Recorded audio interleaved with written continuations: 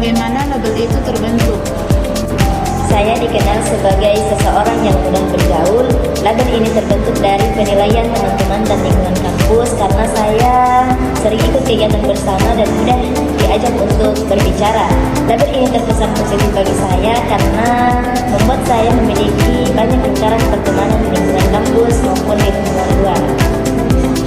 Menurut saya pribadi, saya itu termasuk ambivert karena saya mudah berinteraksi dan bergaul kepada orang lain. Dan penilaian teman-teman saya juga, saya itu termasuk ambivert karena biasanya kalau di kampus, di kelas, saya banyak berbicara dan bercerita kepada teman-teman saya. Namun, di luar lingkungan kampus, saya biasanya menyendiri. Bukan berarti saya tidak ingin bercerita kepada orang lain atau ngobrol dengan orang lain, tapi saya ingin ada waktu-waktu tertentu untuk diri saya sendiri. Dan juga saya itu belum menemukan organisasi yang pas untuk saya, karena menurut saya juga belum menemukan lingkungan yang pas untuk saya. Menurut perspektif saya sendiri, saya dikenal sebagai orang yang introvert dari pengalaman pribadi dan lingkungan sekitar saya. Saya cenderung diam ketika berada pada lingkungan baru atau teman-teman yang baru. Dan dari perspektif teman saya juga dikenal sebagai introvert karena cenderung diam. Dari sifat ini saya menganggap netral, tetapi biasa negatif ketika disalahkan sebagai orang yang sombong. Dalam positifnya yaitu saya lebih bisa menetralkan diri saya kepada lingkungan sekitar saya. Bagaimana label tersebut mempengaruhi persepsi diri dan identitas diri mahasiswa? Label ambivert mempengaruhi persepsi diri saya sebagai pribadi yang fleksibel. Awalnya muncul kebingungan karena dianggap sebagai pribadi yang pendiam dan aktif.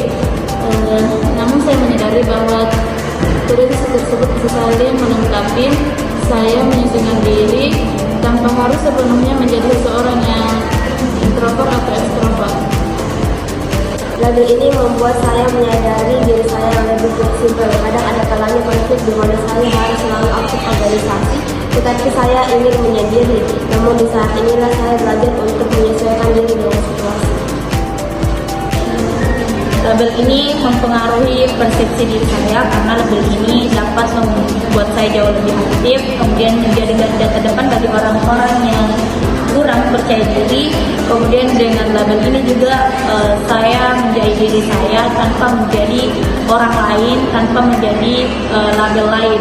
Kemudian lambat laun juga saya menyadari bahwa saya juga membutuhkan ruang dan waktu untuk menyendiri, untuk sendiri dan berpikir bagaimana ke depannya untuk diri saya.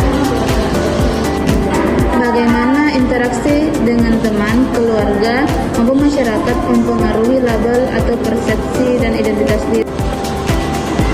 Interaksi saya dengan teman di lingkungan kampus memperkuat label saya sebagai orang yang mudah diajak bergaul, di mana dari situ saya dianggap sebagai seseorang yang mudah diajak berbicara. Tapi dari situ saya juga harus melihat bagaimana situasi dan dengan siapa saya berbicara.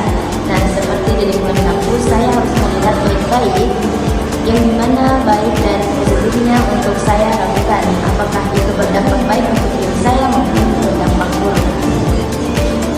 Interaksi dengan keluarga dan teman membentuk pemahaman saya tentang identitas ini. Di lingkungan tertentu saya menjadi lebih aktif dan di situasi lain saya menjadi lebih tenang.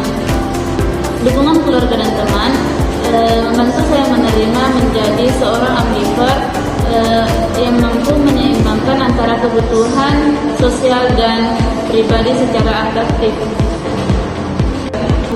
Baik, berbicara mengenai interaksi, saat bersama teman dan lingkungan yang aktif, saya justru merasa bahwa saya diterima dan memiliki ruang untuk berinteraksi.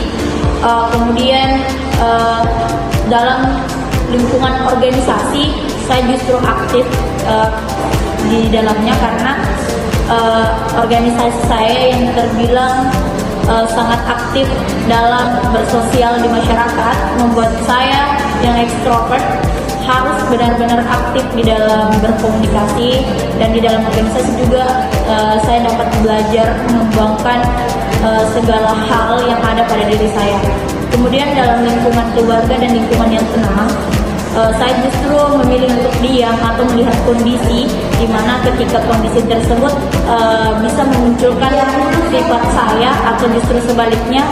Jadi ketika lingkungan tersebut lingkungan baru, maka saya akan memilih banyak diam karena saya sadar akan kepekaan saya terhadap lingkungan. Pelajaran yang diperoleh Dari label ambivert yang ada di diri saya belajar memahami bahwa kapan diri saya harus terbuka dan kapan saya harus menenangkan diri. Kedepannya, saya ingin menjaga keseimbangan antara bersosialisasi dan menyendiri agar hati tetap tenang dan hidup tetap sehat. Saya menyadari pentingnya menerima diri apa adanya. Kedepannya, saya akan lebih terbuka kepada orang lain agar orang lain bisa mengenal diri saya secara mendalam. Tetapi, saya akan tetap